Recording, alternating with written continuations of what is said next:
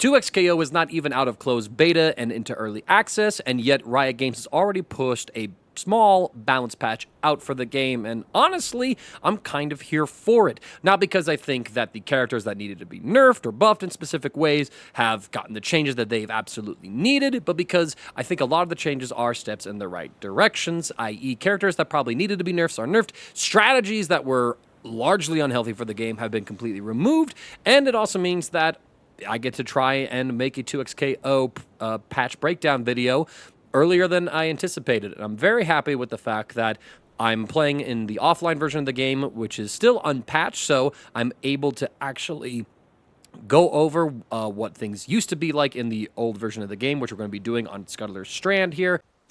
And when we are on the screen that features Spirit Hills, we'll be looking at the current patch of the game, thus being able to see what the new changes are for the characters directly here. We're going to get started with the video properly now by talking about the system bug fixes that largely affect Blitzcrank.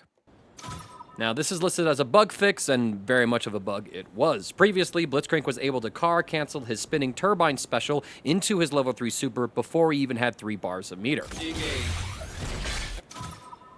Basically, this meant that you had access to level 3 at round start with Blitzcrank if you played the Sidekick or Juggernaut fuses, and you had access to your level 3 with other fuses 1 bar earlier than intended.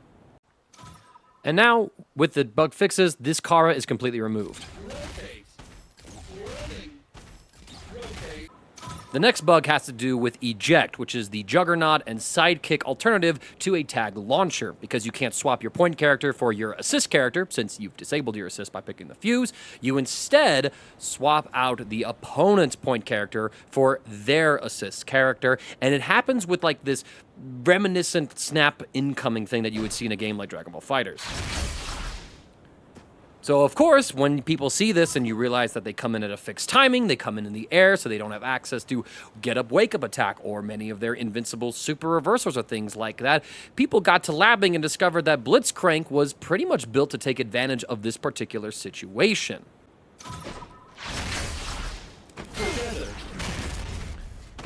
That's a meaty command throw on incoming for Blitzcrank that the opponent could do nothing about. There's no air supers in the game that I'm aware of that could have beaten this throw. There's not a button in the world that could have done it too, because this throw is hitting you meaty, so your air button's not going to come out to beat it in time. And because it's a command throw, you could not tech this throw at all. You basically got forced into just eating a command throw. And when you combine this with the Juggernaut fuse, the fuse that gives you full Fury Gauge at round start for you to then use, things got very ugly very quickly in Blitzcrank's hands.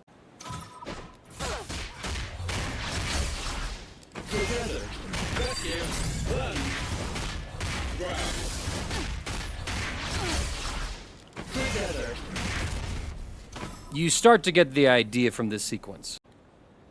To give you a more optimized example of what a Blitzcrank Juggernaut player could do, taking advantage of this bug regarding the opponent character's lack of throw invulnerability off of an eject, this is what you could basically come up with, courtesy of Rayplay FGC.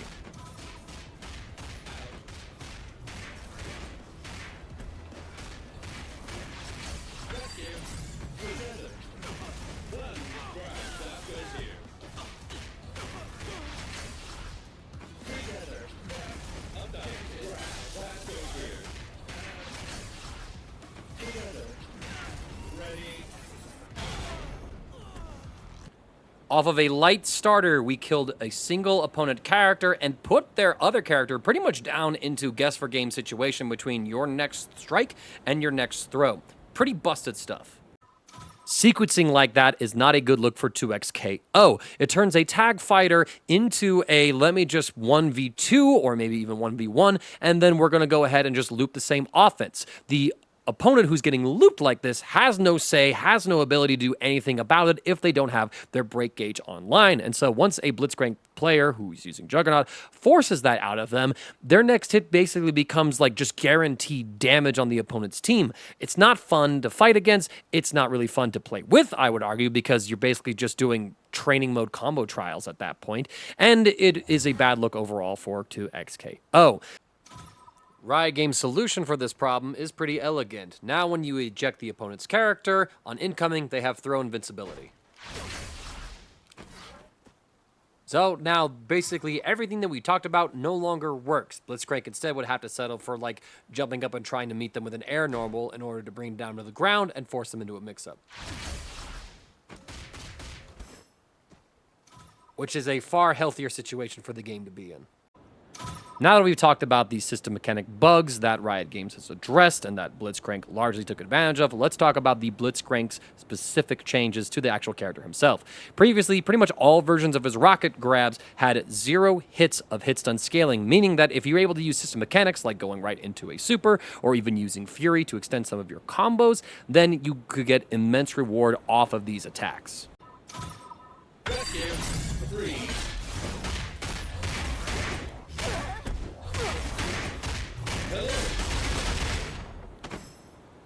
That's an example using Fury. And now for an example where he uses supers. 3, ready, mess with them, you'll get the horns. A good chunk of damage for getting grabbed in neutral. And of course, this also had applications if you used your assist before your rocket grab came out. If your assist was out when you grabbed them, you'd be able to tag to the assist and pick up an unscaled combo. 3,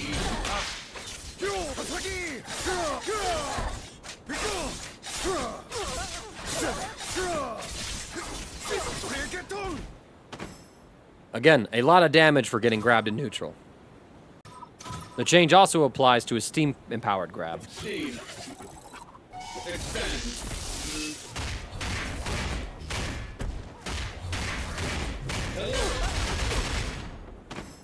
535 damage with the old scaling. To mitigate the incredible rewards that Blitzcrank could get off of these long-range confirms, they now apply hit scaling upon contact with the opponent, while his air purifier, the down grab version, and his air version of rocket grab cause only a single hit of hit scaling. The grounded version causes 2 hits of hit scaling now. So let's go ahead and compare the damage from his old combo, which was about 729, 39, something around that range, to what he gets currently.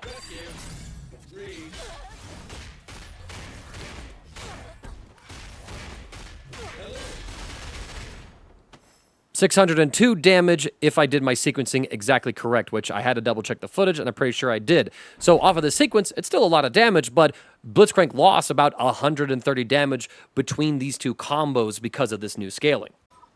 Now let's take a look at what happens if Blitzcrank immediately goes into the same supers that we looked at previously with the new scaling being applied. Our old damage was 417.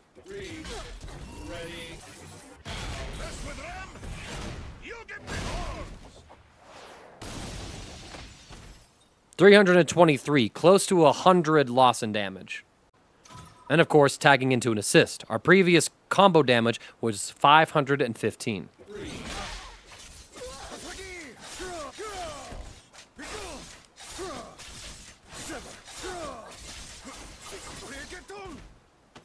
And now the combo is only doing 373 damage. Keep in mind there's also some Yasuo damage nerfs going on in here, but those aren't to blame for the dramatic reduction in overall damage. It's going to be the hit scaling that Blitzcrank now applies with these rocket grabs.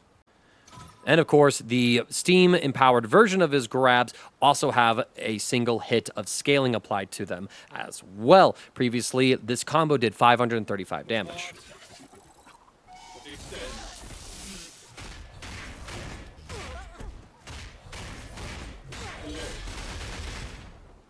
And now it does 458 damage, a marginal decrease in damage, but all these things sort of add up to lower Blitzcrank's threat level at that long full-screen range, which makes sense for a traditional grappler character to have that kind of a weakness, and it was a little weird, I think, that Blitzcrank pretty much got good damage no matter where he got the hit on screen. This should tone down his full-screen gameplay overall.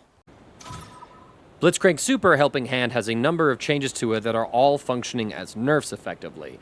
Let's go ahead and look at the properties on hit, where the knockdown speed has been increased, it has less active frames, and the upper hitbox is slightly smaller. Now let's look at the two ways that this super can hit, either like as a combo starter against the opponent who hasn't been launched just yet. Ready. As you can see, Blitzcrank is only plus 17. However, if you do this after you've launched the opponent into the air and you've used up one of your ground bounces or your wall bounces, then the super will get a straight knockdown.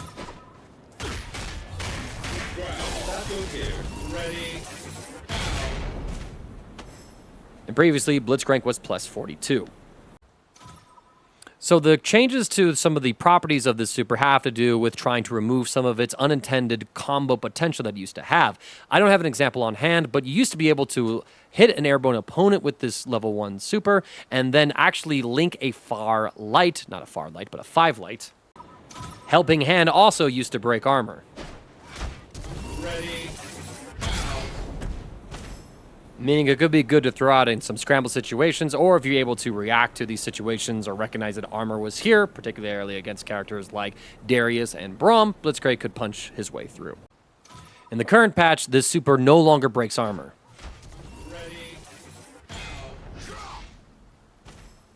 So Darius is pretty much safe to throw out this reversal, and Braum doesn't have to worry about him just, getting completely destroyed whenever he holds up his armored walls.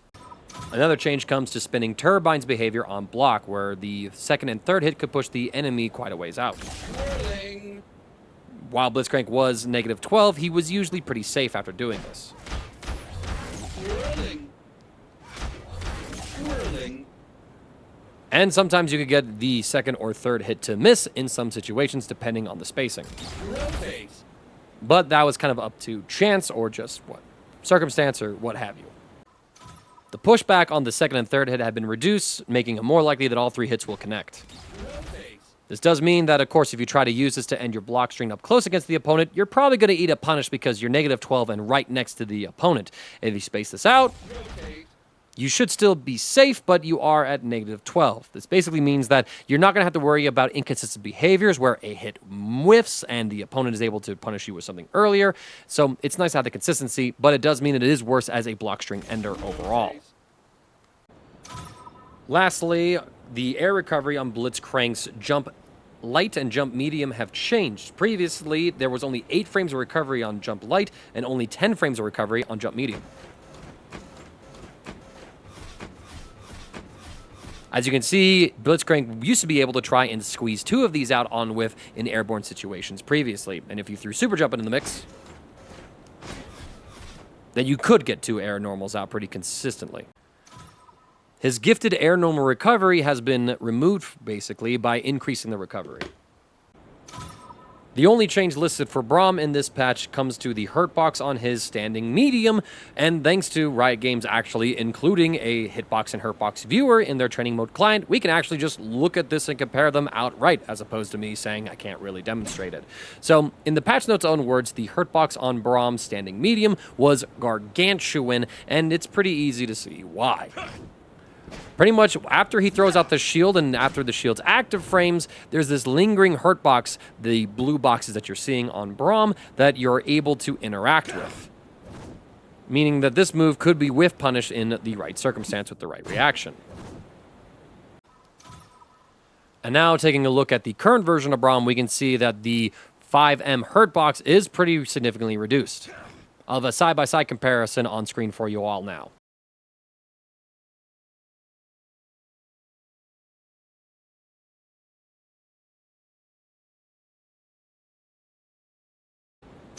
Illaoi only has 1 change as well, but unlike Braum, which was a buff, it is a nerf, and a particularly targeted nerf as well, to her super tentacles in her second super. These bad boys used to do quite a bit of chip damage on their own. If you let the entire thing rock, and all 3 hits get there, you can see that Ari took quite a bit of chip damage from her. Obviously, having high chip damage could mean that Illaoi would be able to get chip-out kills at some pretty high thresholds, punishing the opponent for even blocking the setup in the hands of a strong Illaoi player with airtight pressure. Now, Riot Games has tried to tone down this power level by reducing the chip damage by 33%.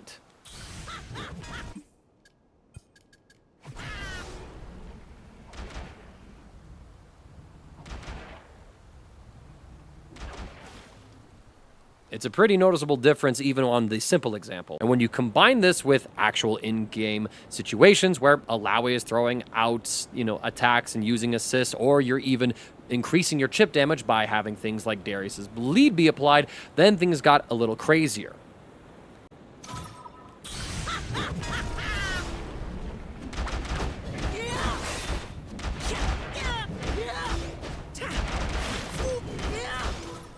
That's a very basic, not match practical at all sequence, but you can see that Ahri blocked and lost maybe like a 10th, 8th of her total life total.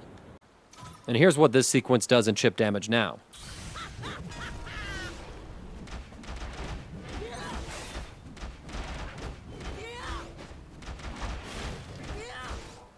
It's a pretty noticeable decrease in damage overall. Now to look at what happens when we had Darius's Bleed applied.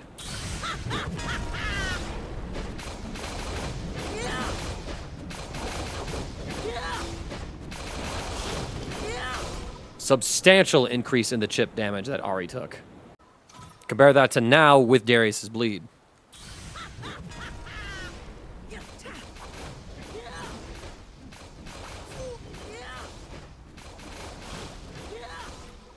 It's a pretty significant reduction in its overall chip, but it's still fairly high overall. It's a valid strategy, but the checkmate kill thresholds should be reduced overall for Illaoi's pressure using this tentacle super.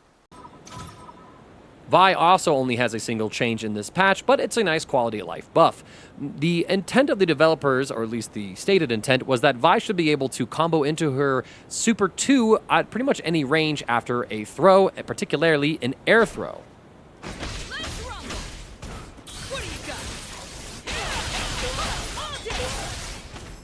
This was a nice little bit of nuance for Vi. She would be able to go into some pretty big damage off of being correct in her air-to-air situations. However, if this occurred at some higher height, say around the max jump height of a super jump, then the opponent would actually fall too far away from Vi for her to get that same follow-up.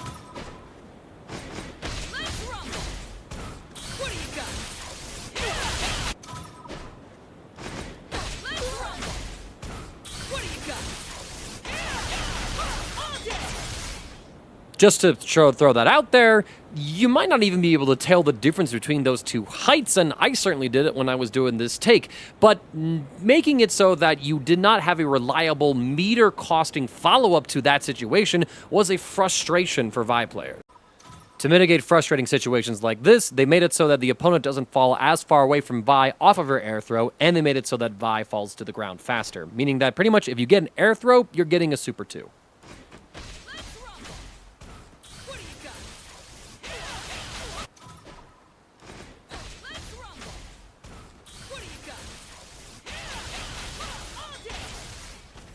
It's a nice quality of buff change for Vi, especially if you get into some crazy airborne scramble situations. Having this form of consistency is a very nice thing for a character to have. And while Riot says that they appreciate some nuances with characters, it's not meant for Vi. The final character to receive changes in this patch is Yasuo, a character that has gotten a lot of attention recently, and for good/bad reason. People have been kind of on the opinion that he's the best character in the game. Now that we've had time for this difficult character to be broken down and to be optimized, it's discovered that he can pretty much do anything that any character wants to do in this game. Riot Games is signaling their intent of trying to nerf the character without going overboard or anything like that by targeting his damage. So they're trying to keep like all the cool saucy things you can do with him intact, but they are trying to nerf his reward. And they've done that by targeting 3 common special moves in his kit. Now, unfortunately, I realized I made a mistake in recognizing my special move talk with Yasuo and recording this video, and I've already up-patched to the current version of the game, so I'm not going to be able to fix some of the footage here for Yasuo, but I wanted to make mention of it and actually demonstrate the correct special moves here. So, the moves that we're actually talking about, I've mentioned Gale Blade, which is going to be that move, particularly this version. It used to do 100 damage, now it only does 90. There's Sweeping Blade, which I did get correct. This used to do 120 damage, and now only does 110 damage, so losing 10 damage. And Turbulent Wind isn't actually that finisher I was demonstrating, but instead it is going to be his little fireball attack, which you would often see in some of his grounded combos, particularly in the corner. That now does only 90 damage as opposed to 110, losing 20 damage overall. These are some small damage nerfs that should be hurting Yasuo's overall damage when it comes to some of his optimal combo routing. To make up for my mistake, we're going to take a look at this particular corner combo, which uses his Turbulent Wind special quite a number of times within the combo, as well as pretty much all the special moves that we talked about, to see what the damage decrease has become. Previously, this combo used to do 631 damage off of a 5M starter.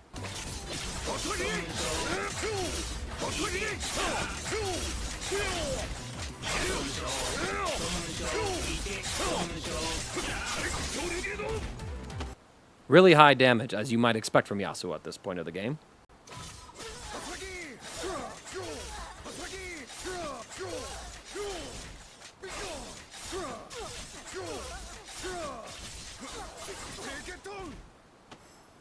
Compare that to the current patch where this same combo does 602 damage, so a loss of about 29 damage overall. It's a very negligible difference when you look at it in the context of just how much damage you're getting off of a combo, but this is like a medium starter. It should be doing plenty of damage. Once you get into scale territory, the damage drop-offs might be a little bit more noticeable, and the fact that Yasuo is just doing less damage overall probably means that there might be some kill thresholds where he's not going to be able to hit those at the same timings or off of the same routes and starters that he used to be able to.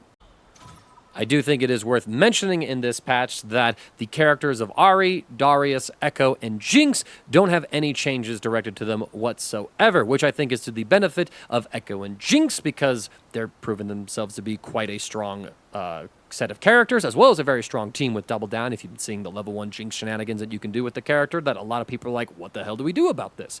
And I think it also benefits Darius because he's pretty strong. He's a really good setup character, does really good damage, and I think he's maybe bit underrepresented and explored, but he's still a stronger character. I do think this is to Ahri's detriment, though, as she kind of feels like one of the weaker characters in this version of the game, what with her finicky combo structure and the fact that her optimals require a lot of manual time delays. It's not a really pretty look, and I would love to see Riot Games sort of buff some of those combo routes so that they're a little easier to execute, a little more stable, so that she doesn't really have to think as hard, or players don't have to pass such a high execution check just to get like decent damage with Ahri overall.